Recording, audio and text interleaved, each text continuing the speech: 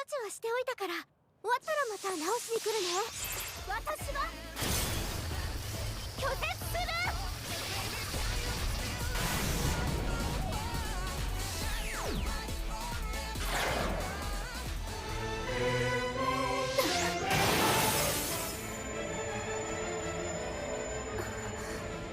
石田君。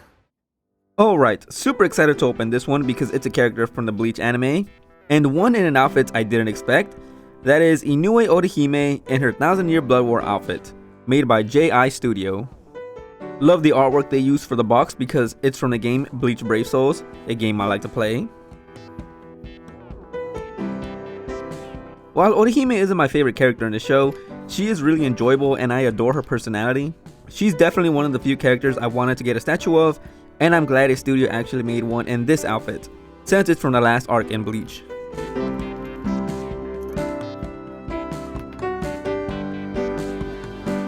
Most of the effect pieces of this statue is from her ability, Shun Shun Rika, being used, and I gotta say, this statue is a lot bigger than I expected, so a lot of these pieces are also larger than what I imagined. I do find it funny how Orihime's ability is introduced by having 6 individual spirits with their own personalities and designs, but their existence slowly disappeared as the story went on. I do wonder if they were ever supposed to play a bigger role or if it's something Kubo didn't really like and decided to drop it.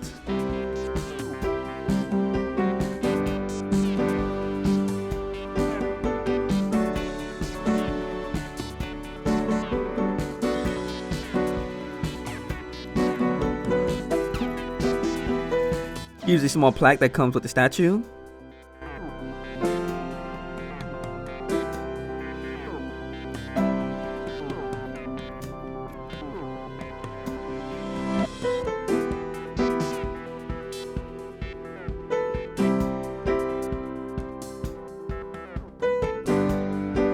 Now for the main body itself, which I did struggle to take out from the box. I was terrified of snapping any part of the dress. Luckily I managed to remove it safely.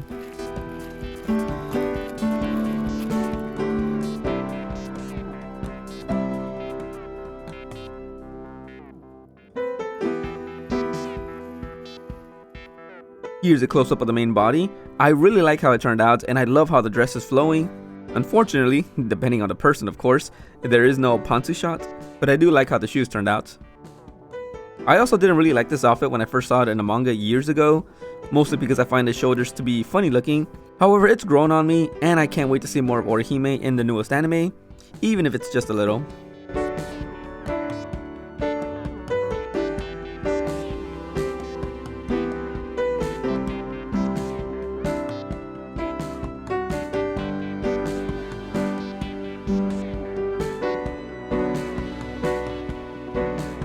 Now onto the second layer.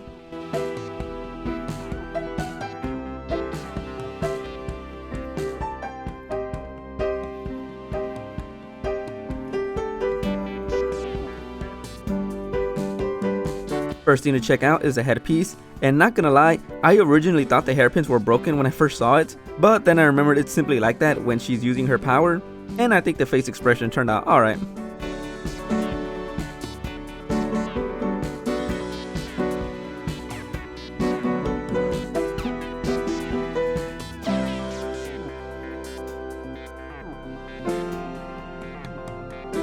Then comes both our hands. They turned out nicely done.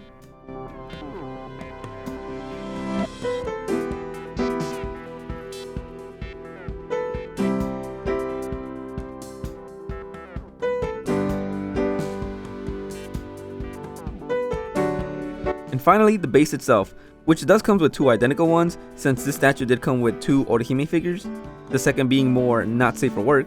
I didn't want to show it since the last time I tried showing something, the video got a warning strike, so I gotta be careful about that.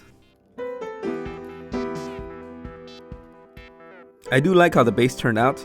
The light purple around it is a nice color, and the water splash effects is really well done, though it's not really a reference to anything to my knowledge, since Orihime doesn't really have anything to do with water, but it's a cool choice the studio decided to use.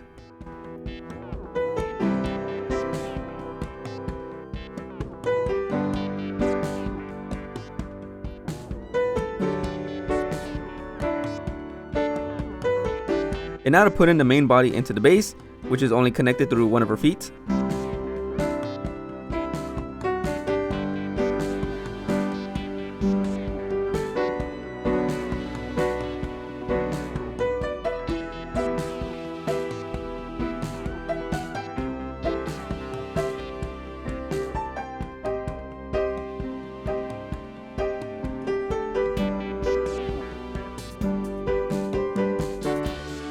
Then come the arms, both easily connected and held on by magnets.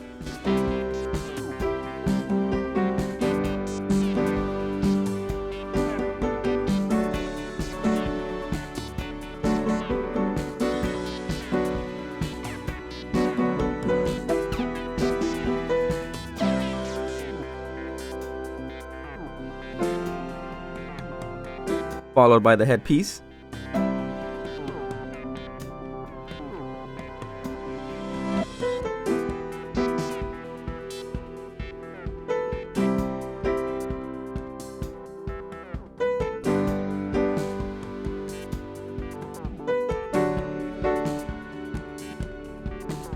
And lastly, the effect pieces, which I slightly struggled to connect since it didn't come with any instructions, unfortunately.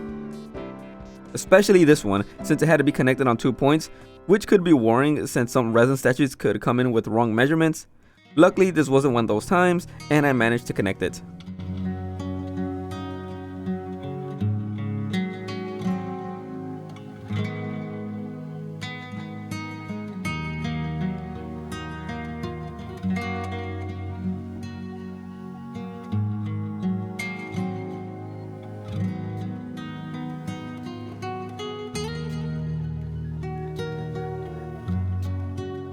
Also, I didn't mention it before, but I like the translucent coloring they did for the effect pieces, and I love the designs of each of the attacks.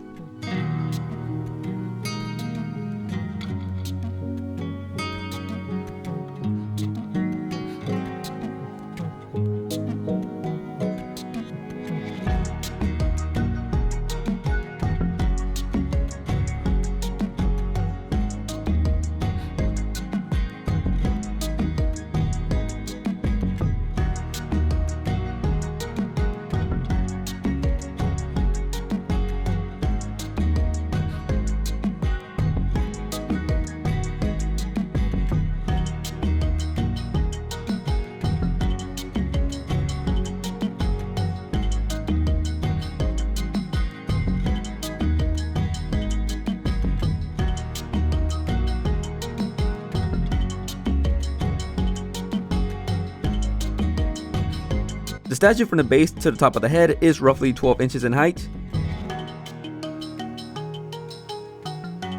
And to the top of the highest effect piece is roughly 13.5 inches. Here's the completed statue in its entirety. This statue costed me $200 USD even, with the shipping being $76.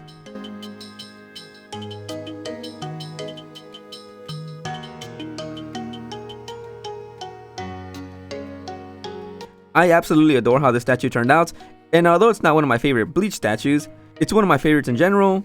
I like the pose as the character is attacking, how the dress is flowing, the coloring is well done from the dress to the effect pieces, love the outfit the studio chose, and if I were to have any criticism, it'll only be a nitpick at best, but I feel like the face expression could have been done a little bit better. However, it still looks great as it is.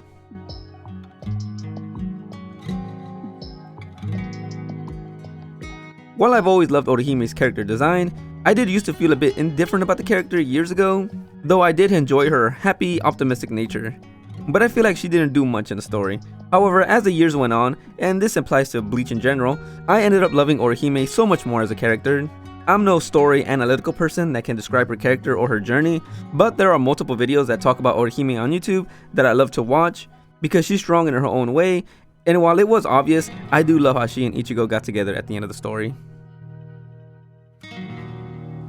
While I like Orihime's friendship with Tatsuki, I really like her dynamic with Rukia, especially in the early stages of the Aranka arc, where Orihime was feeling jealous of Rukia, yet they later ended up training together after Orihime was told to stay out of the fight, as Rukia wanted to help her. And small spoilers for the 1000-Year Blood War, even though she doesn't really do anything major in that arc, having Ichigo relying on Orihime in the fight against Yhwach was one of my favorite moments because she can finally fight alongside him. So I can't wait for that to be animated. Though I'll admit, I was a bit disappointed they cut some of the fan service in the newest anime, such as when Chad asked Ichigo's opinion on Orihime's outfit and caused both of them to blush. But I can understand why they did it since they didn't want to break the tension of the moment.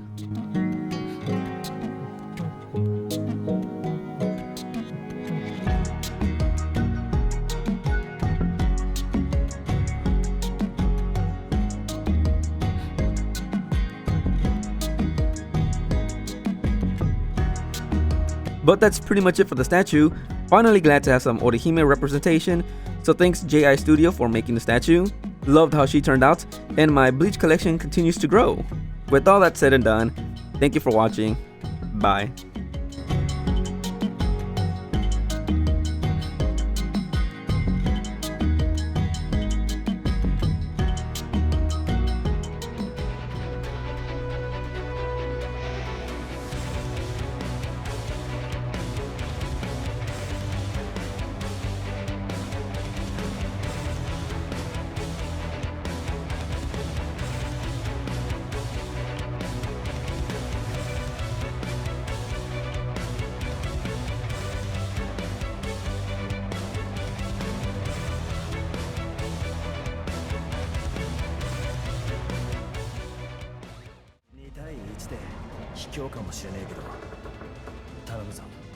Inoue